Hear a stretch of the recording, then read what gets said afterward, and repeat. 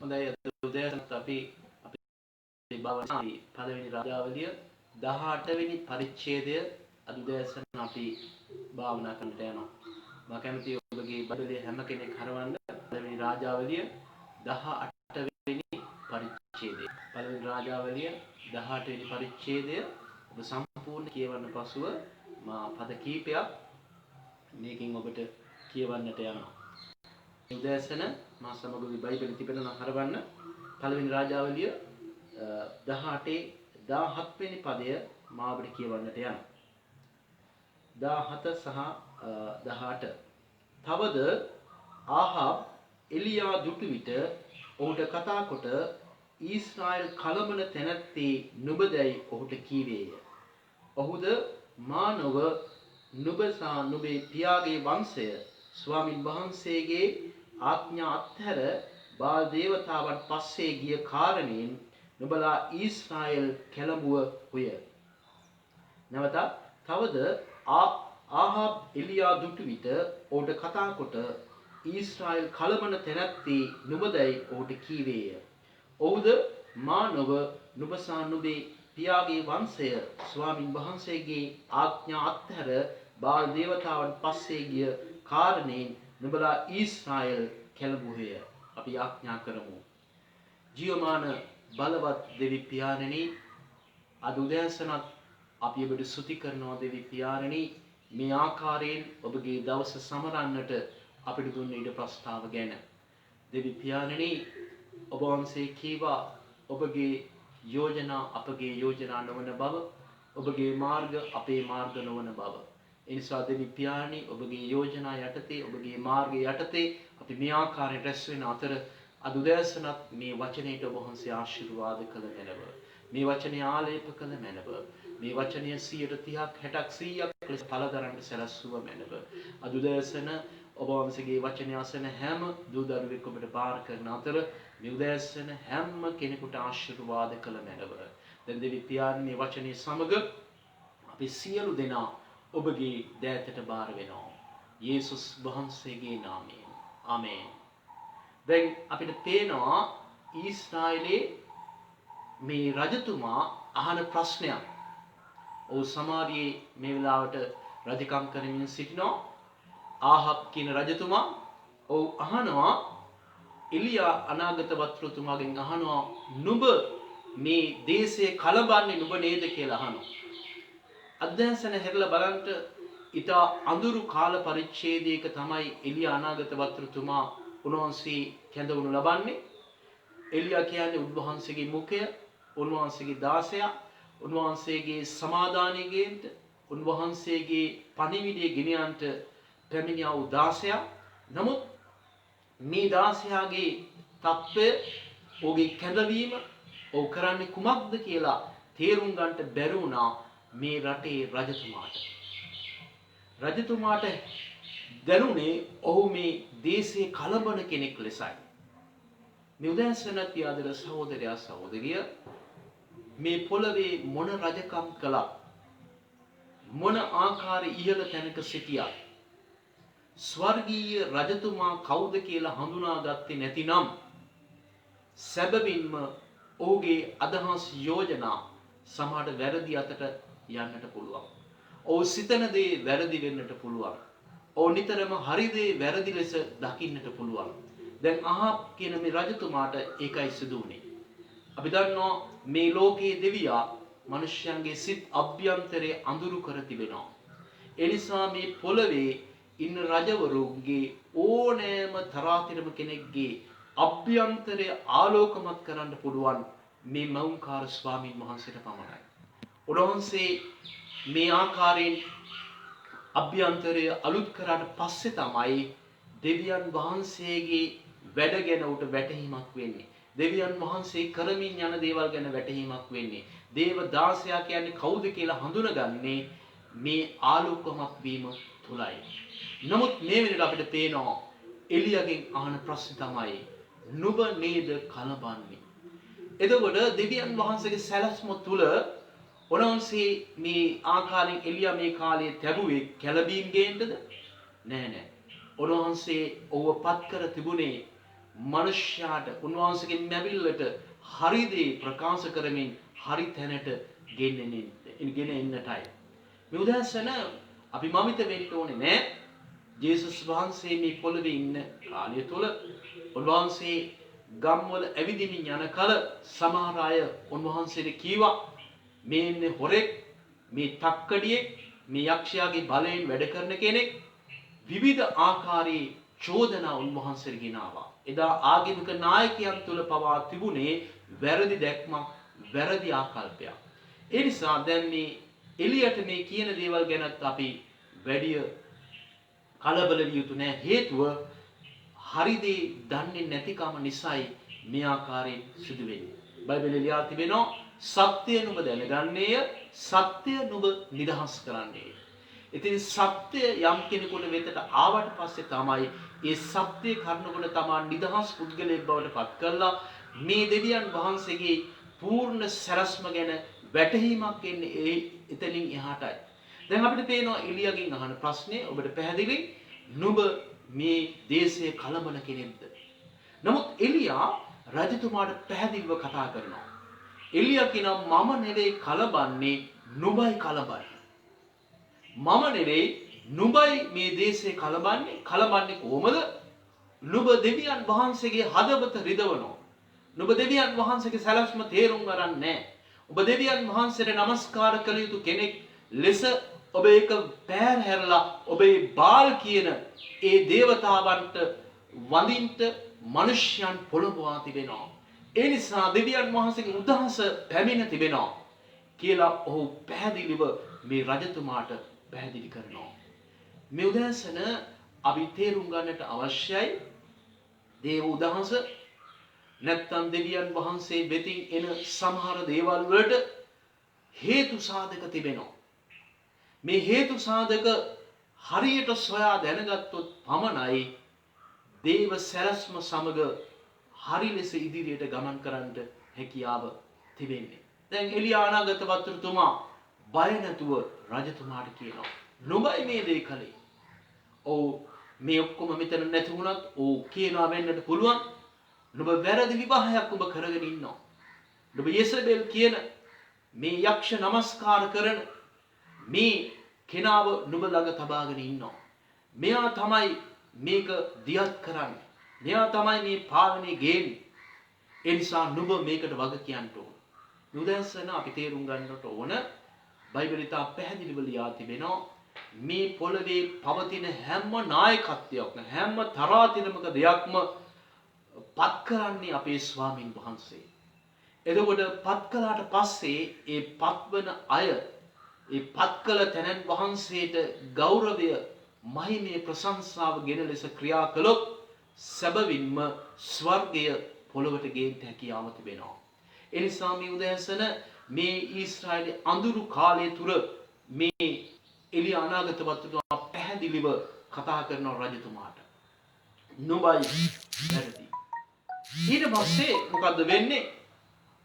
එලියා අනාගත වතුරුතුමා අභියෝගයක් ගේනවා. අපි බලමු මම මේ කතා කරන දෙවියන් වහන්සේ නැත්නම් මේ බාල්ගේ දෙවියෝද දෙවියන් වහන්සේ. අපි මේක විභාග කරලා බලමු. ඔව් අභියෝගයක් ගේනවා. ඊට පස්සේ මේ කතාව මාව කෙටි කරන අතරේ ඔබ පසුව බලන්න. අපි දන්නවා ඒ පූජාවක් ලෑස්ති කරනවා. පූජාවක් ලෑස්ති කරලා කියනවා එලියා නුඹලා මේ පූජාවට ගිනි තියන්න බෑ නුඹලට. මේ පූජාවට ගින්දර එන්න ඕන මම මේ කතා කරන දෙවියන් වහන්සේ තුලින්. ඔය අභියෝගයේ ගේනවා. හැබැයි ප්‍රථමයෙන් මොනවාද කරන්නේ? එලියා ප්‍රථමයෙන් අවස්ථාව දෙනවා බාල් පූජකයන්ට. ප්‍රථමයෙන් දෙනවා. ඔව් උදේ ඉඳලා හවස් වෙනකම් දැන් මොර ගහනවා. ඔවුන්ගේ ශරීර තුවාල කරගනිමින් ශරීර ආයුධ වලින් කපා ගනිමින් දෙවියන්ට මොර ගසනවා. දෙවියෝ නිහඬයි. එලියා අහනවා බලපන් තවත් බලන්න. දෙවියෝ කොහේ හරි ගිහිල්ලාද වැඩක යෙදිලා ඉන්නවද දන්නේ තවත් මොර ගහන. ඔව් ඉඩ දෙන්න පුළුවන් තරම්. පුළුවන් තරම් ඉඩ දීලා. ඔව් හවස් වෙනකන් ඉඩ දීලා. ඔව් එනවා අභියෝගය කරපු එලියා එනවා ඒ දෙවියන් වහන්සේගේ මහිමය ප්‍රකාශ කරන්නට. මේ උදෑසන මා ඔබට කියනවා මේ එළියා අනාගත වතුරු කළ වූ දෙය වර්තමානයේ සිදු වී තිබෙනවා. හේතුව මේ දේශයට විශ්වයට වෙලා තිබෙන දෙයට ඉන්න මේ අනවින මන්ත්‍රකාර හැම කෙනෙකුට අවස්ථාව දීලා පුළුවන් නම් මේක නිදහස් කරන්න, පුළුවන් නම් මේක සමතේකටපත් කරන්න, පුළුවන් නම් ඒ ඉන්න දෙවිවරුන්ට මේක කරන්න කියලා ඉඩ දීලා පසුව දෙවියන් වහන්සේගේ දරුවන් ලෙස ක්‍රියාත්මක විය යුතු කාලයකයි අපි මේ සිටින්නේ. එලියා ඉතා පැහැදිලිව ඔවුන්ට ප්‍රථම අවස්ථාව දුන්නා. එලියා දැන් ඔබ කරලා පෙන්නන්න.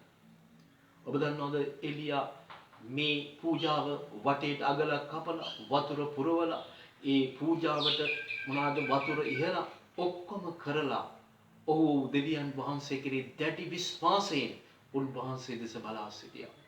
ඔබ දන්නවද බයිබලයේ ඉතා පැහැදිලිව ලියා තිබෙනවා එලියා අපහා ගති ඇති මිනිසෙක් වූ නමුත් ඔහු උනන්දුවෙන් යාඥා කළ බව. උනන්දුවෙන් අපිට පේනවා ඒ යාකොබ් ඒක කියන අතරේ මෙතන ඔහු දැඩි බලාපොරොත්තුවකින් උනන්දුවකින් දැන් උන්වහන්සේ දෙස බලන ආකාරය. ඒ නිසා මේ උදෑසන අපි උන්වහන්සේ දෙස උනන්දුවෙන් බැලිය යුතු කාලයකයි අපි සිටින්නේ. මාවට කියනවා අපි උනන්දුවෙන් දෙවියන් වහන්සේ දෙස බලන කල උන්වහන්සේගේ වැඩේ උන්වහන්සේ නිවැරදිව කරන්ට සූදානම්ව සිටිනවා. මේ උදෑසන උන්වහන්සේගේ මිනුම් දඩු හරි පුදුමයි. උන්වහන්සේ කියනවා එක දවසක් අවුරුදු 1000ක් වගේ උන්වහන්සේට. අවුරුදු 1000ක් එක දවසක් වගේ. මේ උදෑසන උන්වහන්සේගේ මිනුම් දඩු හරි පුදුමයි. එක දවසට අවුරුද්දක් වැඩි කළා. අපි දැක්කා කාන්තාරේ ගමන එක දවසට අවුරුද්දක් ගානේ අවුරුදු 40ක්. මේ උදෑසන අපි තේරුම් ගමු අපි උනන්දුවෙන් අපි යාඥා කරන කල ස්වාමීන් වහන්සේගේ මහිමේ තේජස බැසෙන්ට යනවා. බැස ආපුවාම අඳුර පහ වෙලා යන්ට යනවා. විස බීජ නැසෙන්ට යනවා. සාපේ ඉවත් වෙන්න යනවා. උදහස ඉවත් වෙලා පුදුම ජයග්‍රහණී තත්වයකට මේ දේශයපත් වෙන්නට යනවා. මේ උදෑසන මා කැමතියි ඔබට එලියාගේ යාඥාව තුල අඩංගු කාරණා කීපයක් ඉතා පැහැදිලිව මඟ පෙන්වන්න. ඒක අපිට බලන්න පුළුවන් ඔබේ 18 වෙනි පරිච්ඡේදයේ 36 වෙනි පදයේ සිට අපි බැලුවම ඒක පැහැදිලි. තවද සවස යාගය ඔප්පු කරන වේලාවේ එලියා අනාගත වත්රු තෙමේ ලං වී කතා කොට ආබ්‍රහම්ගේද ඊසාක්ගේද ඊශ්‍රායල්ගේ දෙව් ස්වාමින් වහන්සේ ඔබ ඊශ්‍රායලේ දෙවියන් වහන්සේ බවද මා ඔබගේ සේවකයා බවද මා මේ දේ කළේ ඔබගේ වචනයේ ලෙස බවද දැනගන්ට ලැබේවා. ස්වාමින් වහන්සේ මට උත්තර දුන මැනව. මේ උදෑසන අපිට පේනවා මේ එලියා අනාගත වතුරුතුමාගේ යාඥාව තුල අඩංගු කාරණා කීපයක්.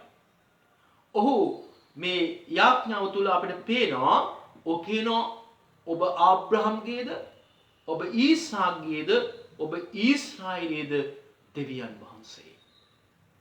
ඔහු ඉතිහාසය ගැන කතා කරනවා. ඔහු මුලට යනවා. ඔහු කියන්න උත්සාහ කරන්නේ ඔබ තමයි සිටියා වූ සිටින්නා වූ මතු සිටින්නා වූ දෙවියන් වහන්සේ. ඔබගේ අතේ සියලු පාලනය තිබෙන්නේ. කොහෙන් ගියත් මුල ඔබ තමයි.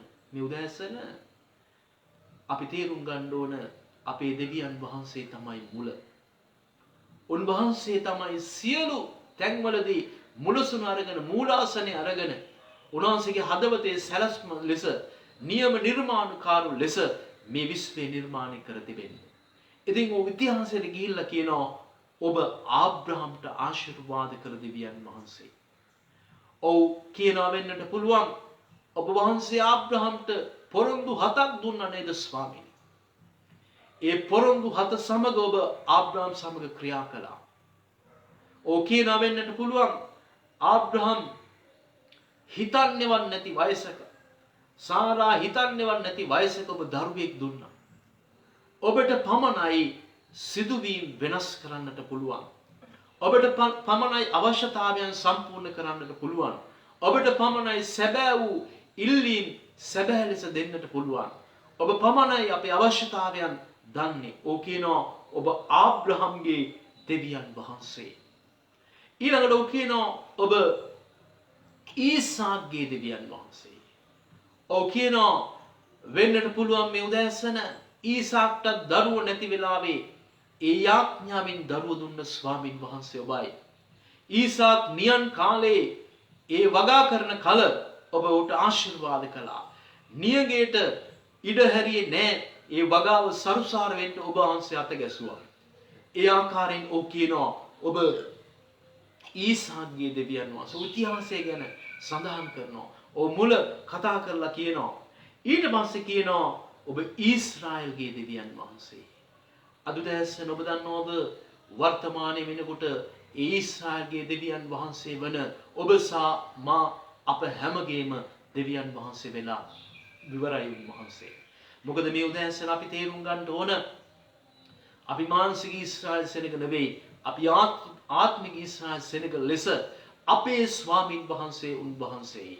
ඒ නිසා උන්වහන්සේ අපේ හඬ අසමින් අපට පිළිතුරු දෙන්න බලවත්ව සිටිනවා. බලන්න මේ එලියා අනාගත වක්තතුමාගේ යාඥාවේ අඩංගු පළවෙනි කාරණේ තමයි ඔය ඉතිහාසයට ගිහිල්ලා ඔබ ආබ්‍රහම්ට ඊසාක්ට ඒ සෙනගට ආශිර්වාද කළ ආකාරයට ඔබට වර්තමානයේ කරන්න පුළුවන් කියලා තමයි එලියා කතා කරන්නේ. ඒ නිසා මේ උදෑසන අපි කිසි සැකයක් ඇති කරගත යුතු නැහැ. එදා ඉතිහාසයේ ක්‍රියා කළ ඒ ආබ්‍රහම්ට ඊසාක්ට ආශිර්වාද කළ ඒ එලියාගේ හඬ ඇසුව දෙවියන් වහන්සේ වර්තමානයේ ඔබේ සහ මගේ දෙවියන් වහන්සේ. ඒ නිසා උන්වහන්සේට අපේ ජීවිතයේ දහරින කල උන්වහන්සේ පැහැදිලිව ක්‍රියා කරමින් විශ්වයට මේ දේශයට ආශිර්වාද කරන්න බලා සිටින දෙවියන් වහන්සේ. මේ යාඥාවේ අපිට පේනවා දෙවෙනි කොටස ඔව් කියනවා මම ඔබගේ සේවකයා බව සලකන්න. මම ඔබගේ සේවකයා. මේ උදෑසන අපි තේරුම් ගන්න ඕන උන්වහන්සේට ඔව් කියනවා මම ඔබගේ සේවකයා. වර්තමානයේ ඔබ දන්නවද උන්වහන්සේගේ ලේ වලින් පවිත්‍ර වුණා වූ හැම කෙනෙක් උන්වහන්සේගේ සේවකයන් වෙන්න ඕන. උන්වහන්සේගේ සේවකයෙක් වෙන්නේ කොහොමද? මේක ඔබේ අභ්‍යන්තරයේ තුල ඇති වෙන පෙරලියක්. ඔබේ අභ්‍යන්තරයේ තුල ඇති වෙන දෙයක් තමයි සේවකයෙක් කියන මේ තත්වය. එලියාගේ අභ්‍යන්තරයේ ඇති වුණා ඔව් දේව සේවකයෙක්. මම සේවකයෙක් කියලා. ඔව් කියනවා මම ඔබගේ සේවකයා. වර්තමානයේ අපි උන්වහන්සේගේ සේවකයන්. කොහොමද සේවකයන් ඇති වෙන්නේ? පැහැදිලිව මේක සිදු වෙන්නේ ඔබ දන්නවද? ඔබ දෙවියන් වහන්සේට සවන් දීම තුල, ඔබ දෙවියන් වහන්සේට සංවේදී වීම තුල, ඔබ දෙවියන් වහන්සේ ගැන වඩා තේරුම් ගැනීම තුල ඔබ සැබෑ සේවකයෙක් වෙනවා. ඒකයි දෙවියන් වහන්සේ කියනවා මිනිස්යා පිටස්තර පෙනුම බලනවා. නමුත් දෙවියන් වහන්සේ වන මම ඔබේ ඇතුළාන්තයේ දෙස බලනවා. ඔබ දන්නවද ඔබ ඇතුළාන්තයෙන් තමයි ඔබේ සේවක ආත්මය නිදහස් වෙන්න ඕන. එතකොට සේවක ආත්මය කියන්නේ උන්වහන්සේ බැඳෙන තැන. උන්වහන්සේ අගය කරන තැන. උන්වහන්සේ ප්‍රිය කරන තැන තමයි සේවක ආත්මය. එලියා කියනවා මම ඔබගේ සේවකයා බව තේරුම් ගන්න. එතකොට අපේ යාඥාවලදී අපි සේවක ආත්මයකින් යුතුව උන්වහන්සේව ආමන්ත්‍රණය කිරීම තුල උන්වහන්සේ ප්‍රබල දේවල් කරන්නට යනවා. හේතුව තමයි අපි දන්නවා පිලිප්පි පොතේ කියනවා දෙවෙනි පරිච්ඡේදයේ උන්වහන්සේ දෙවියන් වහන්සේගේ රූපාකාරයේ දරණසේක් නමුත් එය අල්ලාගෙනම සිටිය යුතු වස්තුවකයි නොසිතා උන්වහන්සේ දාසයෙකුගේ තත්වයට පත් වුණ බව උන්වහන්සේ අභ්‍යන්තරයෙන්ම ඇති කරගත්තා. උන්වහන්සේ දේවත්වයේ යටපත් කරගත්තා. උන්වහන්සේ සේවකයෙක් වුණා. මේ උදෑසන එලියා කියනවා මම ඔබගේ සේවකයා. එතකොට උන්වහන්සේගේ සේවකයෙක් වෙන්නේ කොහොමද? අභ්‍යන්තරය තුලින් ඇතුළාන්තයෙන් සිටින්න ඕන. ඒක සිදු වුණාම දෙවියන් වහන්සේ මේ සේවක ආත්මයේ යාඥාවට පිළිතුරු දෙන්න සූදානමින් සිටිනවා. ඒ විතරක් නෙවෙයි ඔබ මාක් 10 වෙනි පරිච්ඡේදයේ 45 වෙනි පදයේ බැලුවොත් උන්වහන්සේ කියනවා මා ආවේ සේවය ලබන්නට නම් නොවේ මා ආවේ සේවය කරන්නටත් මිදීමේ මිලයක් කොට මාගේ ජීවිතය දෙන්නත් කියලා. එතකොට උන්වහන්සේව අනුගමනය කරන එලියා උන්වහන්සේගේ සේවකයෙක් වුණා. ඒ වගේම උන්වහන්සේගේ අනුගමනය තුල උන්වහන්සේව ලුහුබඳින අපිට සේවක ආත්මයක් තිබෙනවා නම් උන්වහන්සේ සූදානමින් ඉන්නවා අපේ යාඥාවල පිළිතුරු දීලා සැබෑ වෙනසක් මේ දේශය තුල ඇති කරන්නට. ඒ නිසා මේ උදෑසන ඔබ තේරුම් ගන්නට අවශ්‍යයි සේවකයෙක් නම් උන්වහන්සේ මේ බලාපොරොත්තු වෙන වැදගත් කාරණයක් මේ උදෑසන මා අපට බයිබලෙන් පෙන්වන්නට යනවා. ඔබ අභ්‍යන්තරයේ සේවකයෙක් වෙන්න. ඔබ සේවක ආත්මයක් ඇතුව සිටීම තුළ දෙවියන් වහන්සේගෙන් බලාපොරොත්තු වෙන කාරණයක්. ඔබ දන්නවද අද වර්තමානයේ ගොඩාක් වෙලාවට දේව දරුවන් ලෙස අපි සැබෑ මේ දේවල් තේරුම් නොගෙන සිටිනවා වෙන්නට පුළුවන්. අපි නිකන් ගමන් කරන ලෙස ගමන් කරනවා වෙන්නට පුළුවන්. අපි වෙනස් වෙලා උන්වහන්සේගේ හදවතේ තිබෙන සැලැස්මට ඇතුල් වෙන්න ඕන.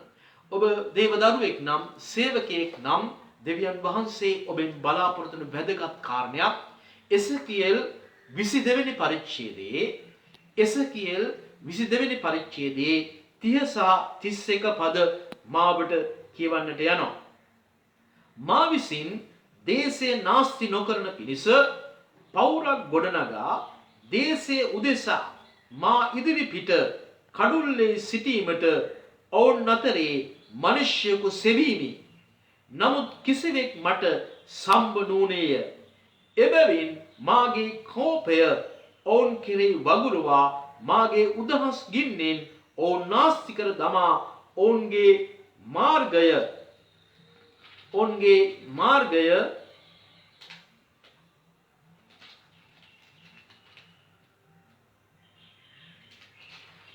මාර්ගය ඔවුන්ගේ හිස් පෙටට පැමිණීමේ ස්වාමී දෙවියන් වහන්සේ කියන සේක. ඔබ දන්නවද උන්වහන්සේ කියනවා මා විසින් දේශය නාස්ති නොකරන පිණිස කඩුල්ලේ සිට මේ කාරණා දන්වන්න කෙනෙක් මම සොයනවා. ඒක මම සෙව්වා මට කවුරුවත් හම්බුනේ නැහැ. ඔබ දන්නවද එලියා කියන අනාගත වතුරුතුමා මේක තේරුම් අරගෙන තමයි දේශයේ උදෙසා එදා නැගී සිටියේ. දේශයේ රජතුමාට ਉਹ කියනවා මම නෙවෙයි කලබන්නේ නුඹයි කලබන්නේ. ඒ නිසා මේ උදෑසන මේ දේශය උදෙසා කඩුල්ලේ සිටීමට උන්වහන්සේ සෙනග සොයමින් සිටිනවා. ඒ නිසා වර්තමානයේ අපි සේවය ලබනවට වඩා මේ අගනා සේවයට අපි කැපවිය යුතුව තිබෙනවා. අපි සැබෑ සේවකයෙක් ලෙස අපේ ධන උන්වහන්සේ නැමිය යුතු කාලයක සිටිනවා. දේශයේ උදෙසා කඳුරු වගුරුවන කාලයකට අපි පැමිණ තිබෙනවා. දේශයේ අවශ්‍යතාවයන් දෙවියන් වහන්සේට දැන්විය යුතු කාලයක සිටිනවා. මාබට කියනවා මේ කාර්යයට අපි හැම කෙනෙක් යොමු වුණොත් හැර දේශයට වෙන විසඳුමක් නැති බවත් ඉතා පැහැදිලිව මම ඔබට කියනවා. ඒ තරම් දැන් දේශය විශ්වයේ හිර වෙන තැනකට පැමිණිලා තිබෙනවා. මිනිස්යන්ගේ හැකියාවන් උපරිමයේ දක්වලා දැන් සම්පූර්ණයෙන් දැන් මවිත වෙන තත්වයටපත් වෙලා තිබෙනවා. ඒ නිසා දැන් වෙන දක්ෂතාවයන් නෙවෙයි ඕන, වෙන හැකියාවන් නෙවෙයි ඕන, වෙන ප්‍රඥාවක් නෙවෙයි ඕන, දේශයේ උදෙසා කඩුල්ලේ සිටීමටයි අවශ්‍ය වෙන්නේ. ඒක කළොත් උන්වහන්සේගේ උදහස නැති වෙන්න යනවා. නමුත් මෙතන ඉතා පැහැදිලිව කියනවා මම හෙව්වා නැති හින්දා මම මගේ කෝපය වගුරුලා තිබෙනවා.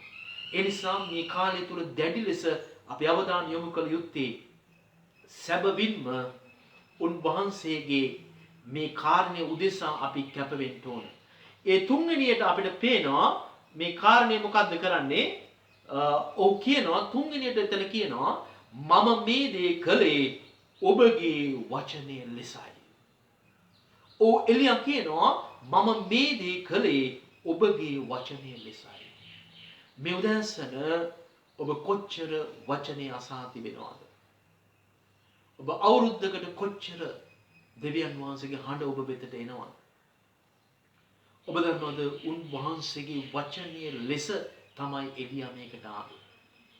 උන්වහන්සේ එලියාට කිව්වා ගිහිල්ලා පෙරෙන්න රජතුමාට. ආහාබ්ට පෙරෙන්න ගිහිල්ලා. ආහාබ් මුණ ගැසෙන්න කියලා කිව්වා එලියාට. එලියා බය නැතුව යනවා මේ රජතුමා මුණ ගැසෙන්න. ඔබ දන්නවද ඕකලේ වචනේ ලෙසයි. අද උදෑසන අපි වචනේ ලෙස උන්වහන්සේට අපේ ජීවිතයට හරිනවා නම් උන්වහන්සේ මවිත දෙයක්, බලවත් දෙයක්, හාස්කම, පුදුම දෙයක් උන්වහන්සේ කරන්නට යනවා. හේතුව තමයි අහසත් පොළවත් පහව යනවා. මාගේ වචනය කිසි කලක පහව යන්නේ නැති බව උන්වහන්සේගේ වචනේ ඊටාම පැහැදිලිව ලියා තිබෙනවා. ඒ නිසා මේ උදෑසන මාවට කියනවා අපි දැන් කල යුත්තේ වචනේ ලියා තිබෙන ලෙසයි. ඔව් එලියා කියනවා දෙවියන් වහන්සේට යාඥාව තුල මම මේ දේ කරන්නේ ඔබගේ වචනේ ලෙසයි. අපි උන්වහන්සේගේ වචනේ ලෙස අපි උන්වහන්සේගේ මේ සැබෑ වූ දෙයට යොමු වෙනවා නම් උන්වහන්සේ තා පැහැදිලිව අපට ආශිර්වාද කරන්න යනවා. අද උදෑසන අපි තේරුම් ගමු මේ කුඩා විස්තරය තුල මේ බයිබලයේ තුල උන්වහන්සේගේ කැමැත්ත සම්පූර්ණයෙන් අපිට දීලා ඉවරයි. ඔබ දන්නවද අපිට මේ ඇතිවන ප්‍රමාණයට උන්වහන්සේගේ වචනේ දීලා තිබෙනවා. ඒ නිසා මේ උදෑසන මේ වචනේ මෙනෙහි කරමින් උන්වහන්සේ කියන දේ අපි කළොත් සැබවින්ම උන්වහන්සේ අපිට සැබෑ ලෙස ආශිර්වාද කරන්නට යනවා. දැන් අපි තේරුම් ගන්න ඕන ලිඳක ඉන්න මැඩියෙක් ලිඳේ ප්‍රමාණය විතරයි දන්නේ. අපි ඒ ලිඳෙන් එළියට එන්න අවශ්‍යයි. ඒ ලිඳෙන් එළියට ඇවිල්ලා අපේ අදහස්, අපේ යෝජනා, අපි සිතන ආකාරයේ අපේ පාරම්පරික දේවල් අයින් කරලා දෙවියන් වහන්සේගේ හඬ වෙතට එන්න ඕන. දෙවියන් වහන්සේගේ හඬ වෙතට ඇවිල්ලා උන්වහන්සේ අපෙන් බලාපොරොත්තු වෙන දේ කළොත් උන්වහන්සේ ක්‍රියාත්මක වෙනවා.